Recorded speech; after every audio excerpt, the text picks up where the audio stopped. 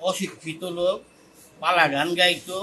সে গায়ক, তারে গায়ক হিসেবেই মানায়, তারে আসলে সংসদে মানায় না।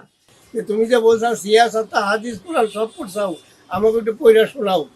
এখন যার যার পাপ যায় সেই নিবে, সে মিথ্যা কথা বলছে, সত্য কথা বলছে, সে এটা ভালো বুঝে, এটা ভালো বুঝেই সেই কথাগুলি বলছে মানুষের সাথে।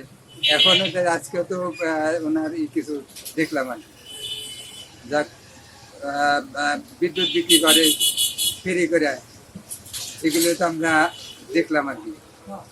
যাক, আবার খালেদা জিয়ার বাপের নাম বলতে বলতে যে বা খালেদা জিয়ার বাপের নাম কি সে জানতে চাইছে, যে সে খালেদা জিয়ার বাপের নাম সে জানে না।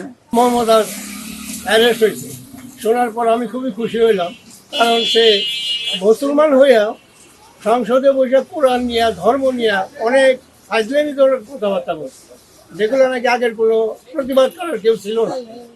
আগে এইগুলো নিয়ে প্রতিবাদ করার মতো কেউ ছিল না, যার কারণে তারা এত বেলাইনে কথাবার্তা বলছে দেশ নিয়ে, ধ্বংস মানে ইসলাম নিয়ে, ধর্ম নিয়ে, কোরআন নিয়ে, হাদিস নিয়ে, এইগুলা মানে খুবই দুঃখজনক। যার কাছে ধরা পড়ছে, এগুলা প্রশ্ন করে তার কাছে একটা উত্তর নেওয়া দরকার, যে তুমি যে বলছো সিয়াসত হাদিস কোরআন সব পড়ছাও, আমাকে একটু পড়া শোনাও। আমরা চাই মমতাজের এই ধর্ম বিষয়ে যে ফাজলামি করছে এটারই উপযুক্ত বিচার হোক। অপরাধী যে দলেরই হোক, সুষ্ঠু বিচার অবশ্যই আমরা কামনা করি।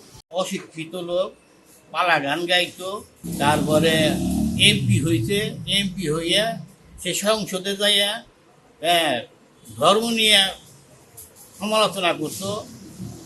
কিন্তু এটা তার উচিত হয় নাই, এটা তার কাছে কামনা করি নেই আর কি। সে বেশি বাড়াবাড়ি করছিল, যার পরিপ্রেক্ষিতে সে অ্যারেস্ট হওয়াতে আমরা সবাই খুশি। মমতাজ অ্যারেস্ট হয়েছে এটা শুনছি। সে গায়ক, তারে গায়ক হিসেবেই মানায়, তারে আসলে সংসদে মানায় না।